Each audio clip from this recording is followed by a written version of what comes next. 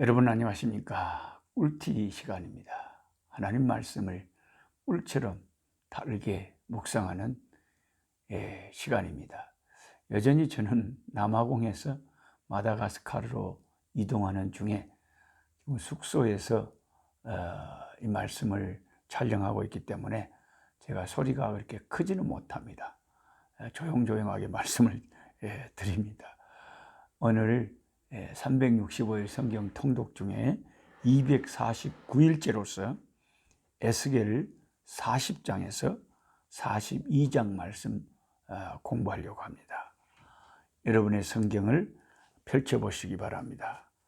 에스겔 40장에 보면은 이제 하나님이 다시 회복시킨 성전에 대한 환상이 기록되어 있습니다. The temple area restored. 다시 회복된 성전 그 에어리어 성전에 관한 지역이 쭉 주변이 나와 있어요. 이상 중에 우리 하나님의 회복된 성전을 하나님께서 보여주시는 거예요.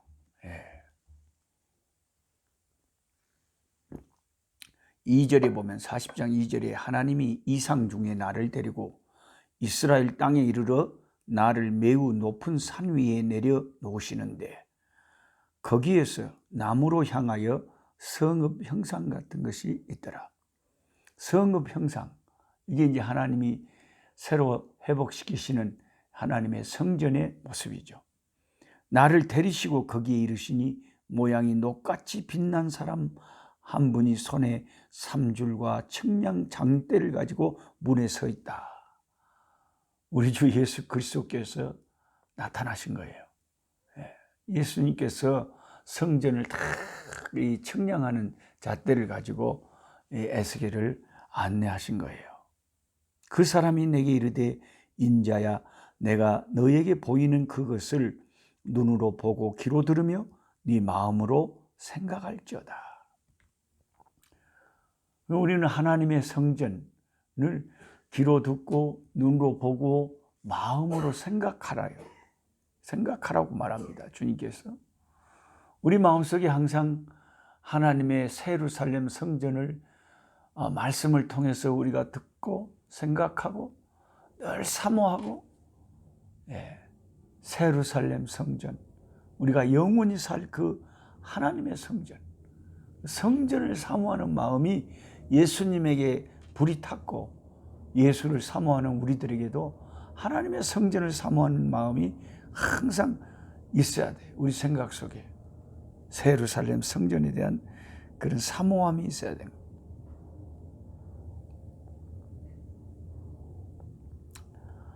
자, 이제 5절에 내가 본즉 집 바깥 사방으로 담이 있더라.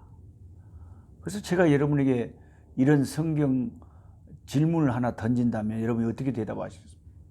에스겔 40장에 에스겔 40장부터 42장까지 오늘 공부할 이 세 장에 걸친 이 성전에 대한 설명 중에서 에스겔 선지자에게 하나님이 제일 먼저 보여주신 성전은 어떤 부분이었습니까? 하나님이 성전의 어떤 모습을, 어떤 부분을 제일 먼저 보여주셨을까요? 이렇게 성경 퀴즈를 낸다면 이제 이 성경을 5절을 보고 있는 분들은 금방 답을 알아버리지만 느닷없이 이걸 물어보면 그게 뭐다냐? 하나님이 에스겔 선지자에게 성전의 어떤 모습을 제일 먼저 보여줬지? 이 성경 공부를 안 하신 분들은 전혀 생각을 안 해보기 때문에 몰라요. 모른다는 게. 하나님께서 제일 먼저 보여주신 그것은 뭐였냐면 하나님의 그 성전의 담이었어요. 담. 분명히 담이었죠. 그러면 이 담이 그 두께하고 높이가 똑같아요. 얼마나 튼튼해 보인지 한 3m가 넘는 큰 담이 있는데 그 높이만큼 넓이가 그렇게 두꺼워요. 근데 이 하나님의 성전이 그 그 두꺼운 담으로 정방향으로 쫙 되는 거. 그러니까 하나님의 성은 그렇게 정방향이라는 것은 쫙 균형이 잡혀 있고 흔들리지 않은 성이라는 거. 그리고 얼마나 두꺼운지 높이만큼 그 두께가 되니까 이게 어마어마한 문이죠. 이 문이 담이 이 담이 제일 먼저 보여준 게 담이었다는 거죠. 그러면은 이 담의 의미가 뭐냐? 이 담의 의미가 뭐냐?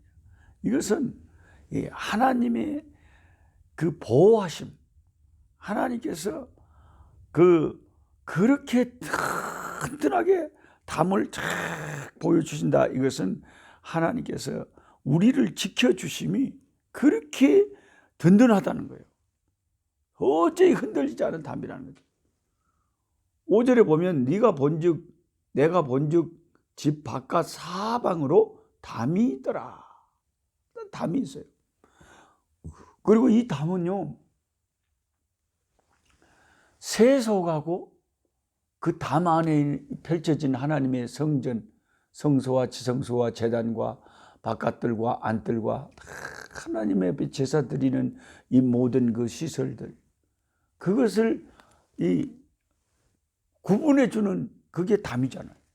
담 바깥은 하나님의 성전과 상관없는 지역이고 담 안에는 하나님의 성전과 관계되는 지역이니까 이 담이 세속과 하나님을 다 분리를 해주는 거예요. 분리를 해주는 거예요. 그래서 우리가 어떤 면에서는 이 담이 오늘날로 우리에게 적용을 하자면 하나님의 말씀이라는, 하나님의 말씀이 다 우리에게 든든하게 세상과 나를 다 구분시켜줘요. 내 마음에 말씀이 다 가득 충만해 있으면 오늘도 하루 살아갈 때 세상이 나를 침범하지를 못해. 말씀의 담이 나를 보호해 주는 거예요. 말씀의 담이. 그런데 내 마음에 말씀이 없으면 세속이 내 마음에 그대로 들어와 버리는 거예요. 담이 있어야 보호가 되는 거죠. 말씀이 있어야 세속을 막아주는 거예요. 그래서 항상 우리는 이 말씀을 붙잡고 말씀이 내 신앙을 보호해주는 담이 되어야 된다. 이렇게 우리가 생각해 볼 수가 있습니다.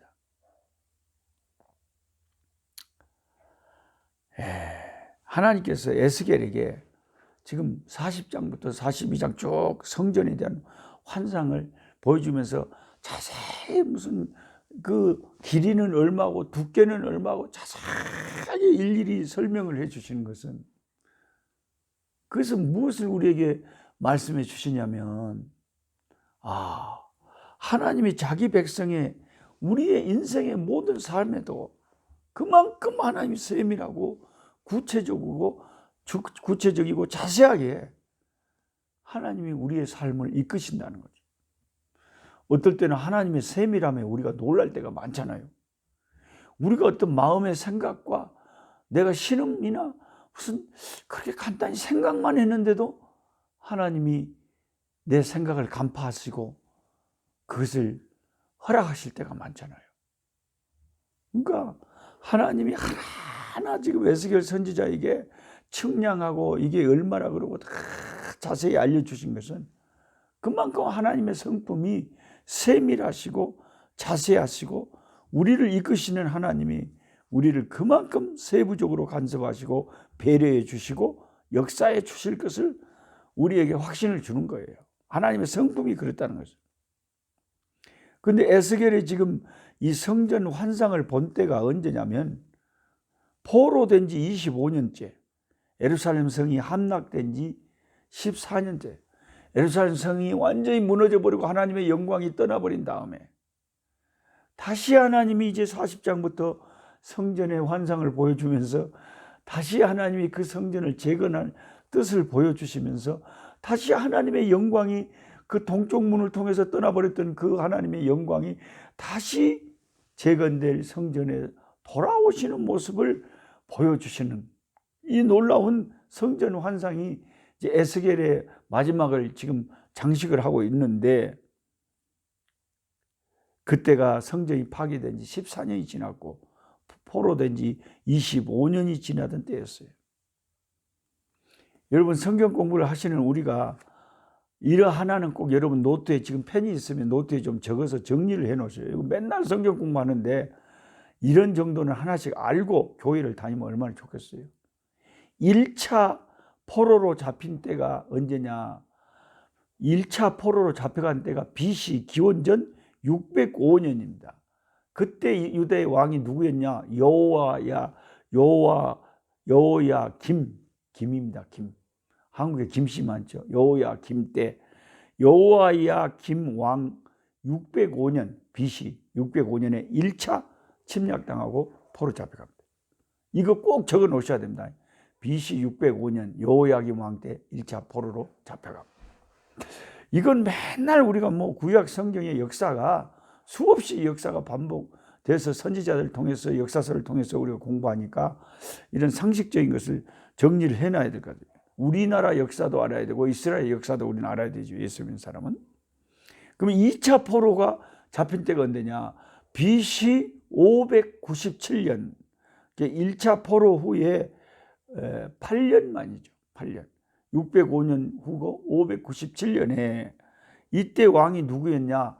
아까는 김이었는데 여호야김이 아니고 이건 여호야김이 아들입니다. 사실은 이 2차 포로 때 사로잡혀간 이 여호야긴 왕이 유다의 마지막 왕이라고 할 수 있어요. 여호야긴 왕이 마지막 왕. 예.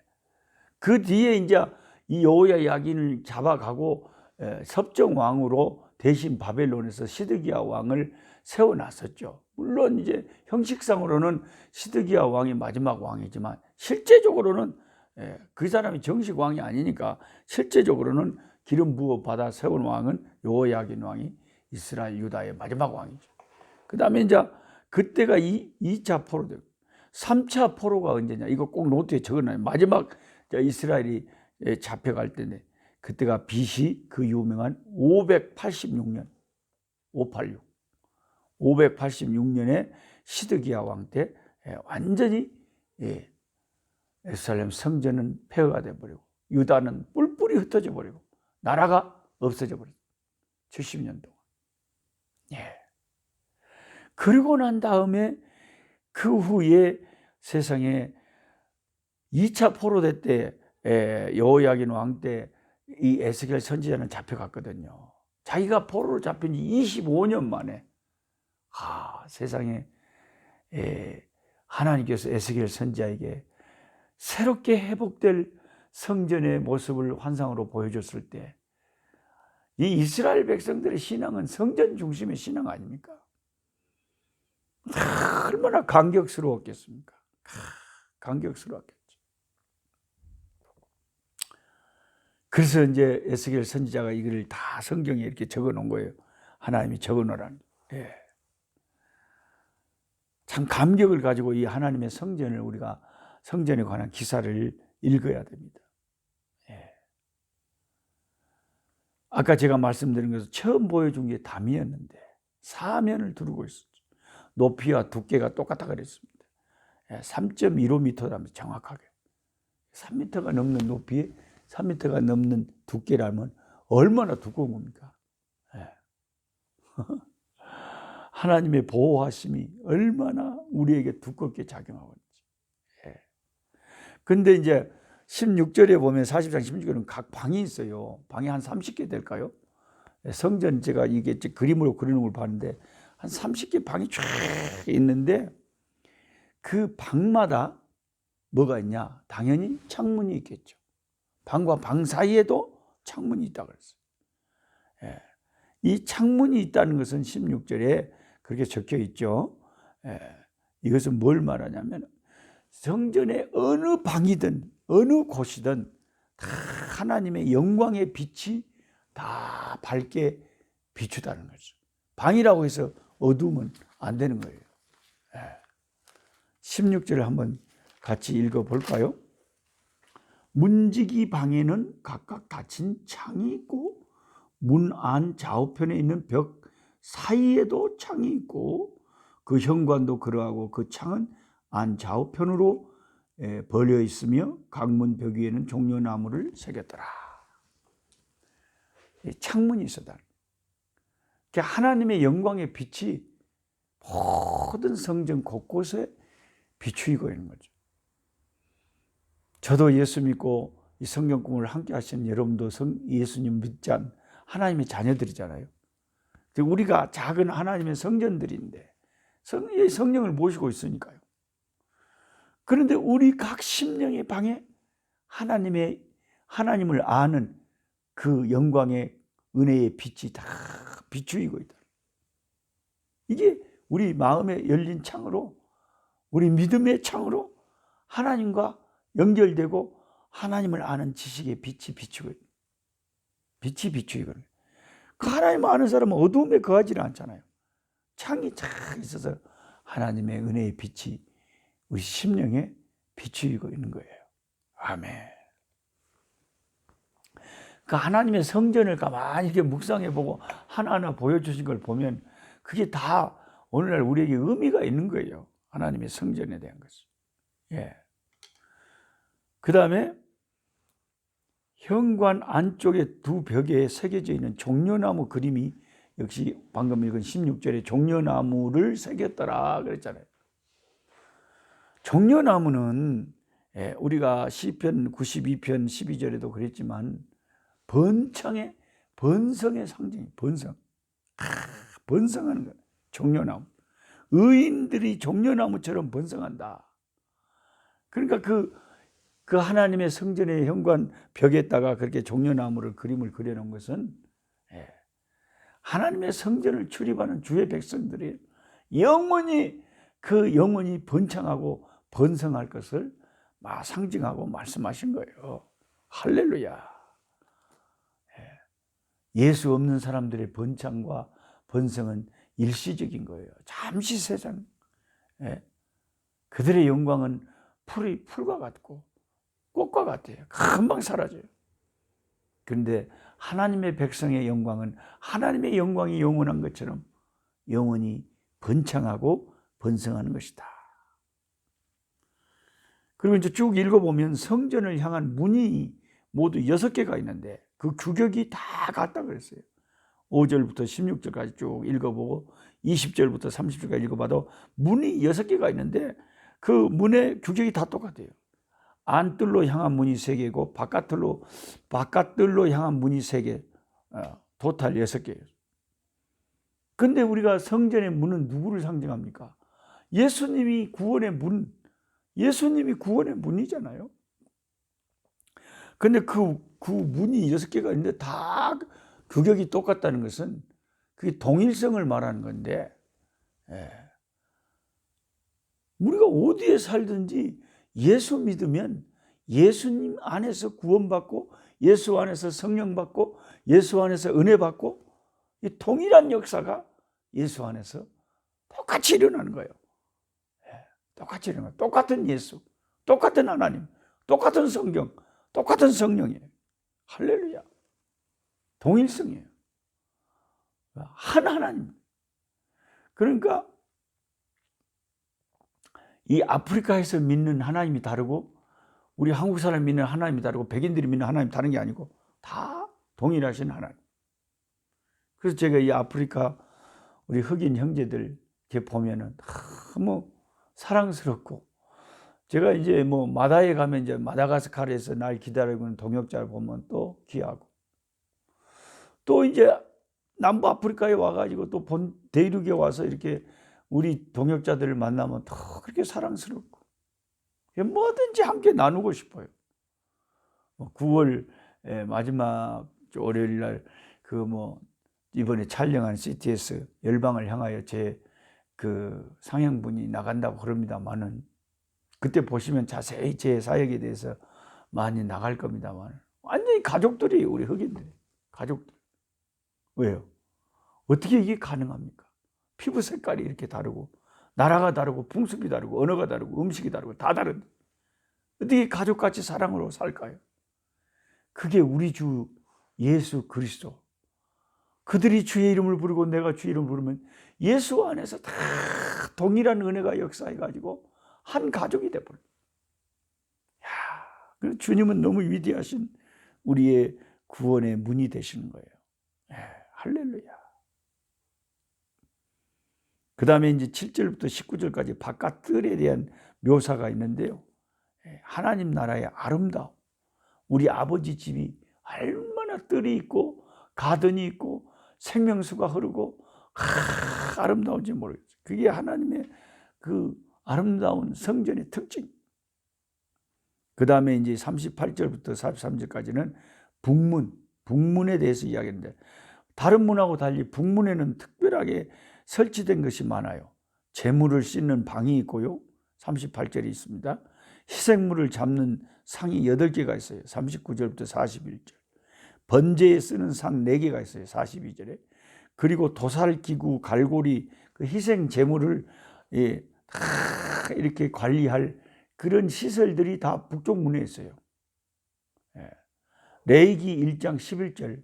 손이 깨어리지 않은 분들은 저하고 함께 이 구약의 제사에 관한 말씀을 나누고 있는 레위기서 1장 11절을 한번 같이 찾아서 읽어보겠습니다. 우리가 늘 공부했지만 지나가면 잊어본다게요. 그러니까 자꾸 다시 말하자면은 돌아가서 또 살펴보고 이러면서 조금씩 기억이 되는 거예요. 뭐 공부 한 번 한다고 다 안 돼요? 다 잊어버리죠. 레위기 1장 11절에 보면 이렇게 써져 있어요. 그가 제단 북쪽 여호와 앞에서 그것을 잡을 것이요. 제사장이 잡는 거예요. 제물을. 여기 제사장이 제물을 잡을 때 어디서 잡는다고? 제단 북쪽 여호와 앞에서 그걸 잡는다 그랬잖아요. 그러니까 그 제단의 북쪽 문에서 그 제물을 잡았거든요. 거기서 제물을 잡으니까 그 제물을 잡을 수 있는 갈고리나 뭐 도살기구, 번제에 쓴 거, 희생물을 잡는 상, 제물을 씻는 방, 이런 여러 시설들이 그 잡는 데가 있어야 되죠. 그러니까 이게 북쪽 문이 그렇게 이제 그런 상식을 알게 되면 그런 게 됐잖아. 북쪽 문에 그런 것이 있었구나. 그걸 이제 레위기 1장 11절을 보면 알 수가 있는 거예요. 희생물을 제단의 북쪽에 있는 문에서 잡았다. 그 다음에 이제 에스겔 41장으로 넘어가 보시면 성전에 대한 계시가 계속됐어요. 이제 그 담 안에 성소와 지성소와 하나님 앞에 제사 드리는 이제 단이 있고 그 안에 또 성소와 지성소가 있는데, 그리고 골방들이 있어요. 성소 안에. 그저 그런 것들에 대해서 쭉 시설물에 대해서 내부에 대해서 이제 에스겔에게 다시 한번 하나님께서 쫙 보여주는 거예요. 40장이 주로 성전의 뜰이나 담이나 성전으로 통하는 문, 이런 것에 대해서 말했거든요. 이제 41장 안으로 들어가 가지고 성전의 본관, 성소와 지성소를 설명하고 있어요. 이 성전에 대한 환상은 항상 우리 주 예수 그리스도가 하나님의 성전이에요. 예를 들어서 신약에 예수님이 예루살렘 성전을 보고 막 제자들이 자랑을 하잖아요. 이 성전 짓는데 몇백 년 걸렸어요. 막 몇십 년 걸렸어요. 대단해요. 막 할 때 예수님이 뭐라고 하냐면 너희가 이 성전을 헐어봐라. 내가 3일 만에 다시 일으키리라. 나중에 이제 예수님을 십자가에 못 박으라고 모험할 때 그 말한 것까지 꼬투리를 잡았는데요. 이분이 이 예루살렘 성전을 헐어버리고 3일 만에 짓는다고 했다. 어디 그렇게 되는가 한번 봐라.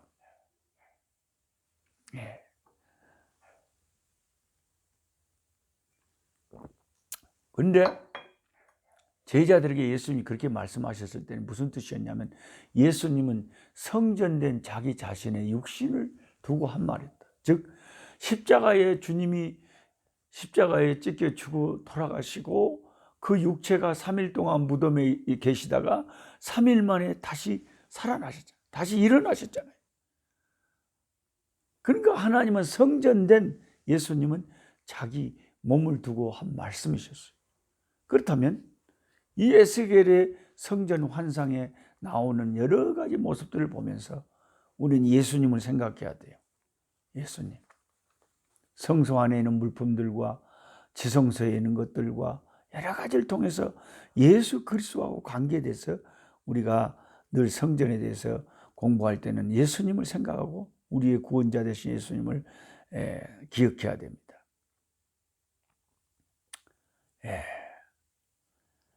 3절에 보면 그가 안으로 들어가서 그랬죠. 그가 안으로 들어가서 성전을 청량하는 분, 우리 주 예수 그리스도였죠. 지성소 안으로 들어가셨어요. 근데 예수님만 유일하게 지성소로 여러분 들어갈 수가 있어요. 예수님만. 왜요?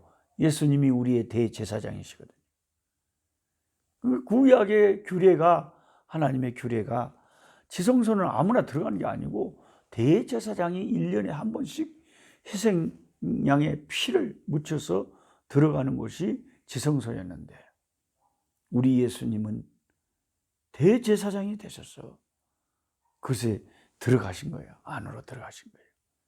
지금은 십자가에서 피 흘리시고 그 십자가의 피를 가지고 하나님의 지성소인 하나님의 그 영광의 나라에 들어가셔서 그 대제사장 되신 주님이 저와 여러분을 위해서 중보 기도하고 있어요. 우리 주님같이 귀한 대제사장이 우리를 위해서 기도하시고 우리를 속량하신 속죄의 기도를 하시니 우리가 속죄 받을 수밖에 없겠잖아요.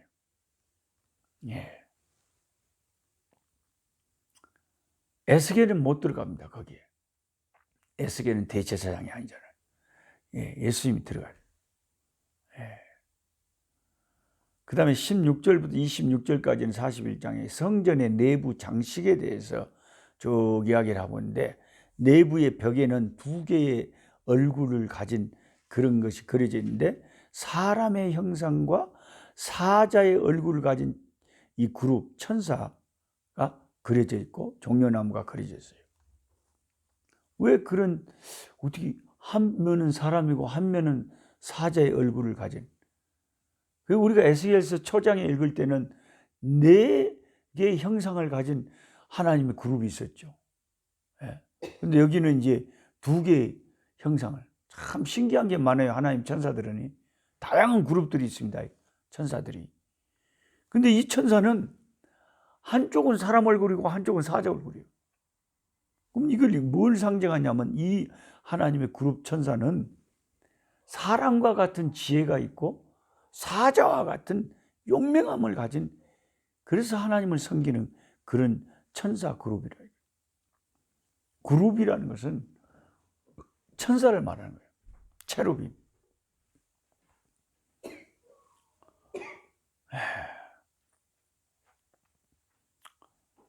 종려나무는 이전에도 말했지만 번성하고 번창하고 참 귀한 식물이죠.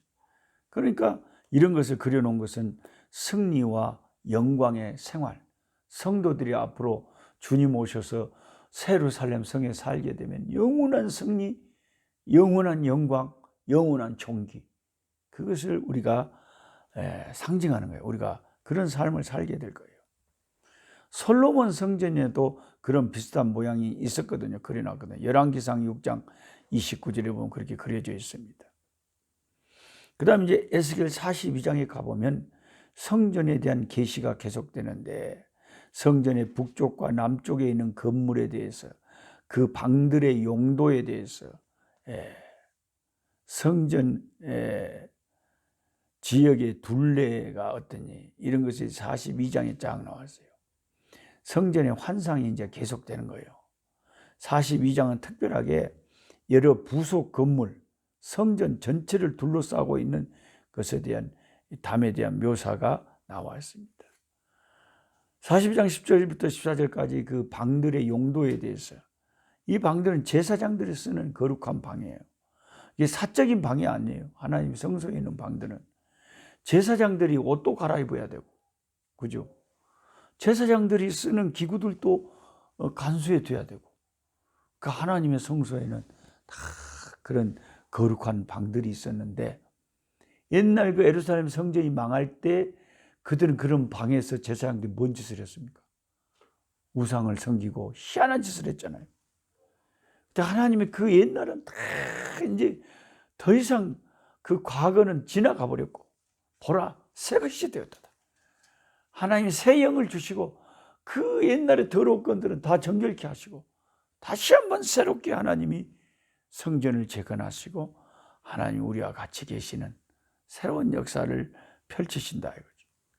저와 여러분이 예수님 만나기 전에는 다 죄 아래 있었고 사탄 아래 있었고 세상 풍속을 쫓고 하나님의 영광하고 관계없던 자들인데 예수님의 피 아래서 우리가 구원함을 받고 예수의 이름을 부르니까 그 주님이 지으실 새 예루살렘 성전에서 우리가 종려나무처럼 번성하고 영광을 얻고 거룩한 삶을 살게 될 것입니다. 그건 내 힘이 아니라 성령이 임하시고 주님이 완전히 만물을 새롭게 하시고 우리 심령을 새롭게 해버리신 거예요.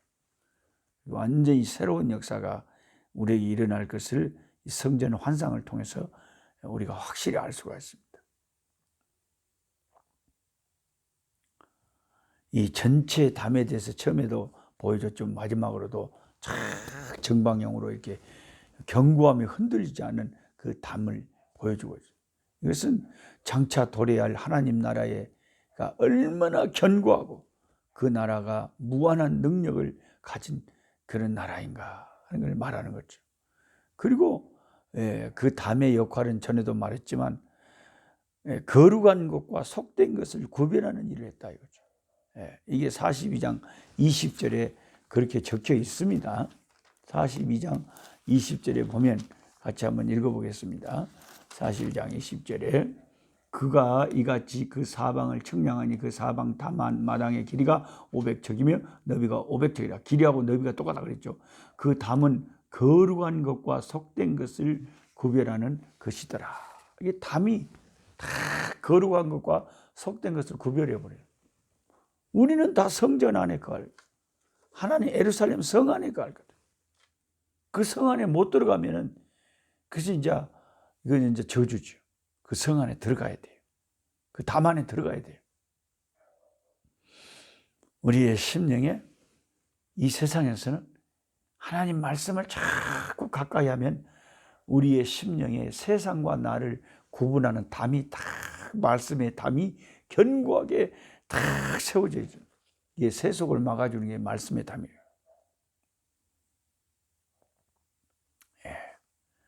오늘은 간결하게 41장, 2장, 40장, 41장, 42장 성전에 대한 계시의 환상을 본 말씀을 잠시 나누었습니다.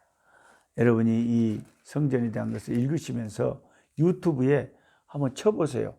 에스겔이 본 성전 모양, 이렇게 에스겔이 본 성전 이렇게 딱 치면 요즘은 세상이 좋아가지고 그런 것을 확 이렇게 보여줍니다. 그림으로, 영상으로 보여주면 보면 이게 이제 에스겔이 말했던 그런 성전의 모양이구나. 그걸 알 수가 있어요. 한번 꼭 보시기 바랍니다. 숙제입니다. 찬송하겠습니다.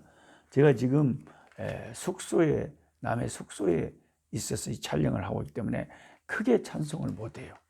그래서 왜 저 선교사가 오늘은 저렇게 조곤조곤 조용히 말한다냐, 오해하지 마시고 어디 아프다냐, 어디 아픈 게 아니고 시방 숙속에서 조용조용하게 하고 있으니까 그런 줄 아시기 바랍니다. 찬송가 83장 나의 마음에 근심 구름 가득하게 덮이고 슬픈 눈물 하염없이 흐를 때 인자하고 부드러운 음성으로 나를 위로하리 우리 주 예수 그리스도. 찬송가 83장을 찬송합니다.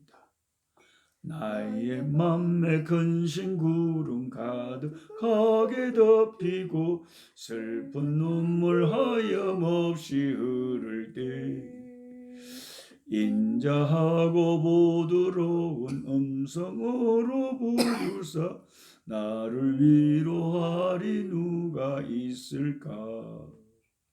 주 예수 주 예수 주 예수밖에 누가 있으랴.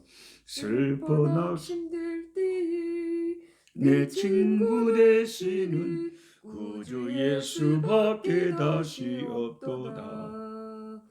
지은 문짐 등에 지고 인생길을 가는 자, 힘이 없어 쓰러지려 할 때에 능력 있는 팔을 펴서 나의 손을 붙들어 나를 구해 주리 누가 있을까.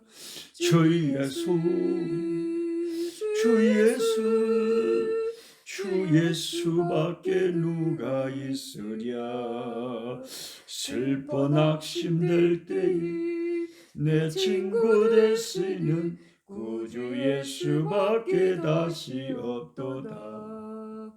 지은 죄를 돌아보니 부끄럽고 괴로워 자나깨나 마음에 평안 없을 때 주한 죄인 용납하사 품에 안아주시고 깨끗하게 하실 이가 누굴까. 주 예수, 주 예수, 주 예수밖에 누가 있으랴. 슬퍼 낙심될 때에 내 친구 되시는 구주 예수밖에 다시 없도다. 요단강을 건너가서 시온성을 향할 때 나와 함께 누르면 누굴까. 누르는 구름 모두 헤쳐버리고 나의 갈 길 인도하리 누굴까. 주 예수, 주 예수, 주 예수, 주 예수밖에 누가 있으랴. 슬퍼 낙심될 때에 내 친구 되시는 구주 예수밖에 다시 없도다. 아멘. 약한 자 힘주시고 강한 자 바르게 추한 자 정케함이 주님의 뜻이라. 해 아래 압박 있는 곳 주 거기 계셔서 그 팔로 막아 주시오.